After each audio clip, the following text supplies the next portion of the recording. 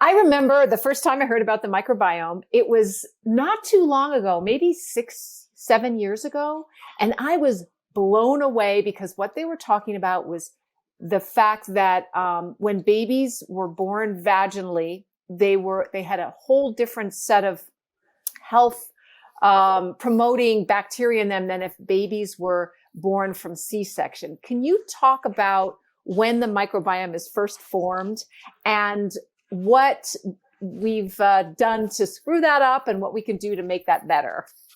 Yeah, that is exactly right, Alexandra. So if you've ever been at a live birth, many of us don't remember when we gave birth because we were busy trying to get the baby out and like not be in pain.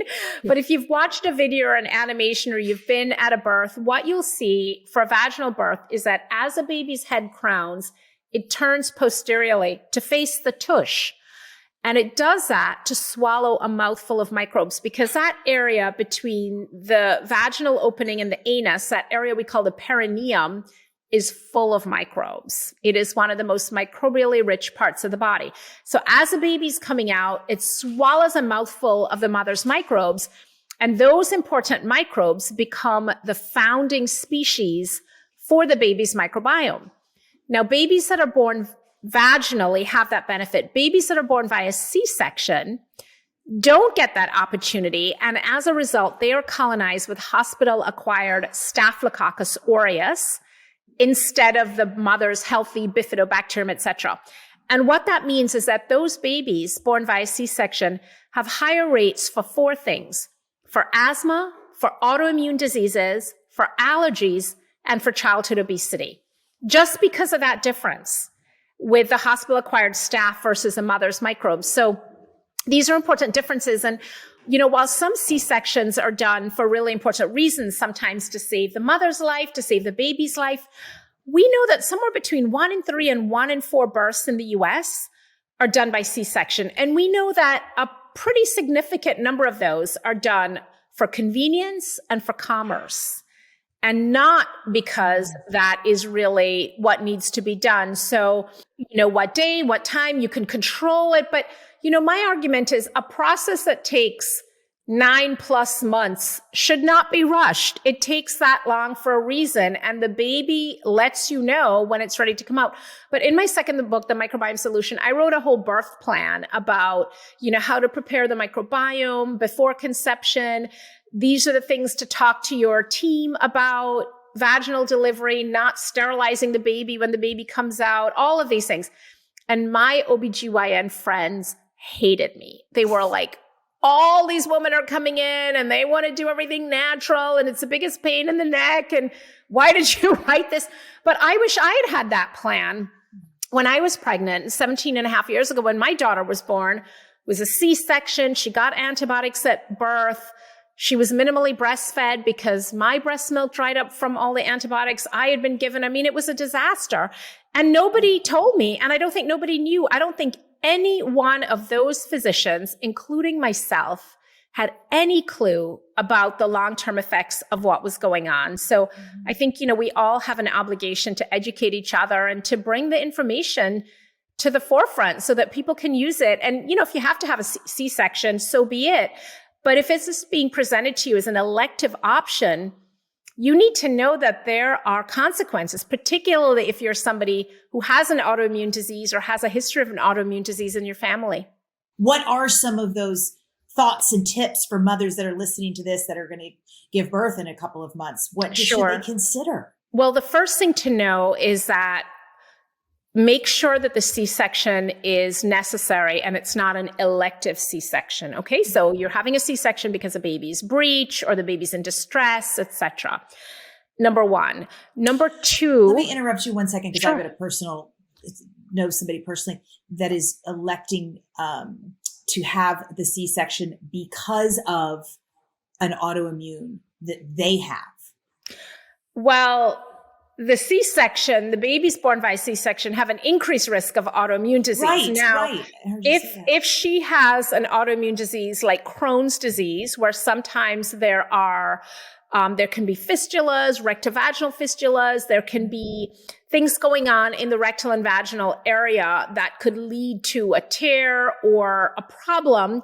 Sometimes they need to do a C-section for that reason. So there may be more technical reasons there, but just having Crohn's does not equal a C-section. And in fact, should we try and avoid a C-section in that case because of the potential increased risk to the baby?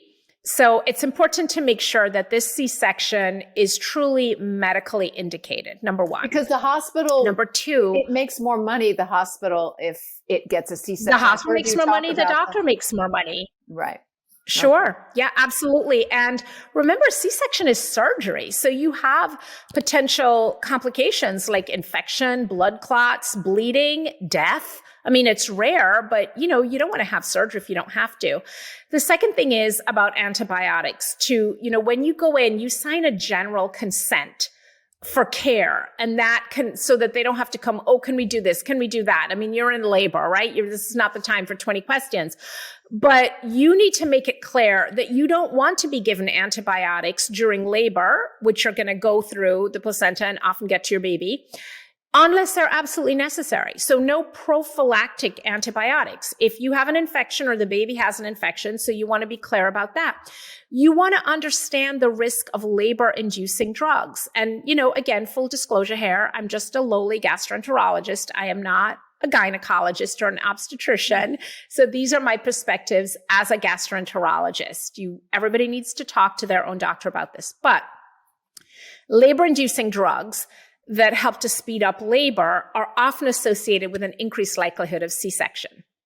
And that's what happened with me. And now it may be that they need to speed up labor because it's taking too long, the baby's in distress or whatever. But if it's taking too long, then people just need to be patient. If it's taking too long and the baby's in distress, that's different.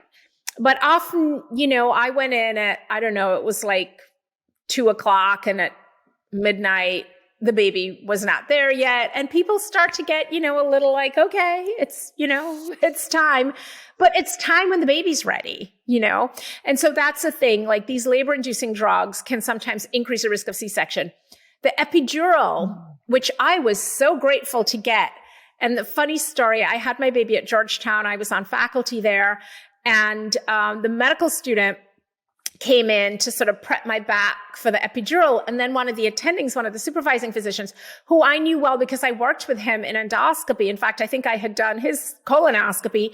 He came in and he was like, no, get out of the way. Like, VIP patient. She's a faculty member here. I'm going to do it. The funny thing is, at that point, if one of the hospital janitors had walked in and said, I'm going to do your epidural, I would have been like, great, have at it. Because I was in some serious pain, like, labor pain varies. When people tell me, oh, it was all natural, I'm like, it was fine. I mean, I was in serious pain, and nobody had ever told me.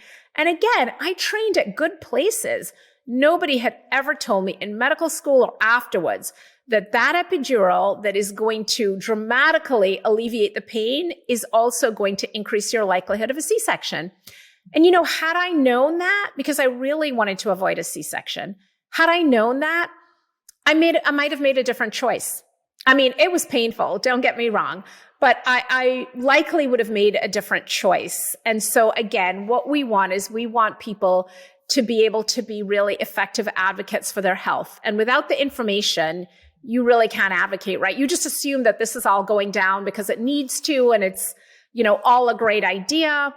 And, again, even for me as a gastroenterologist, gone to Columbia Medical School, did my GI fellowship at Mount Sinai, chief resident, I knew none of this.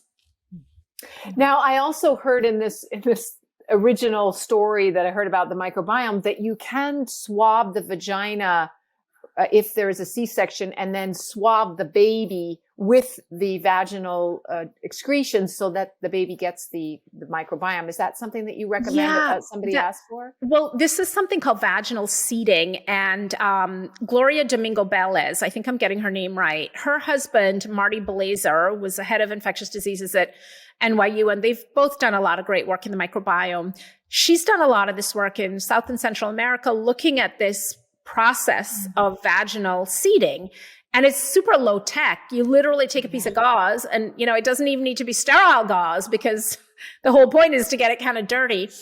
And exactly what you said, Alexandra, you put it in the vaginal secretions down in that sort of perineal area, and then wipe the baby's head, mouth, etc., to sort of approximate a vaginal birth.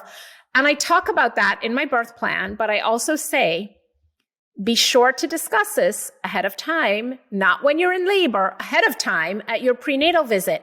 Because if you start doing this, they might call security on you. They're busy sterilizing the baby and wiping off, that's also something I talk about in the birth plan. Like, don't take that Physoderm, Hexaderm, whatever it is, and wipe off all the microbes. That's, you want that. So it's important, if you are going to do vaginal seeding, that the team is aware, and we have some good data for it. There are a few studies that suggest that it may not be helpful.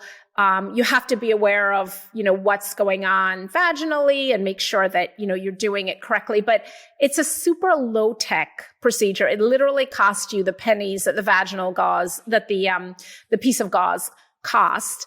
And it can be really, really helpful particularly for somebody who's having a C-section, who is concerned about these risk factors, asthma, autoimmune disease, allergies, obesity, et cetera, for their kid. Let's say they have a personal history. Let's say your friend Dotsie, who has autoimmune disease and has been told she needs to do a C-section. That might be something really appropriate for her to discuss with her care team.